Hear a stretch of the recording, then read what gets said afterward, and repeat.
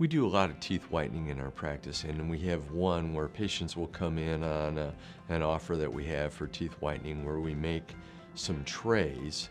What that involves is first when they come in, we have a little intraoral camera, which is like a wand, and we put that in their mouth and take some pictures. And the reason we do that is the chemicals that we use are pretty strong. They're stronger than you can get. And I tell people, boy, if you've got a big area of decay, or even if you brush real hard and pull the gum down and you have some root exposure, you can't pour that chemical in there. It can hurt the nerve. I'll tell people now, sometimes maybe they have a little bit of decay. We know they're gonna need a small filling.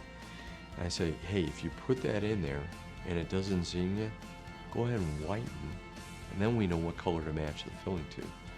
But anyway, we take the pictures and screen them and take some impressions, and then we make these little kind of a flexible clear tray that we pour the solution into, and you put it in your mouth, and you wear it for about an hour, and then you take everything out and cleanse and replenish it. And you'll gradually see your teeth whitening. So we do a lot of that.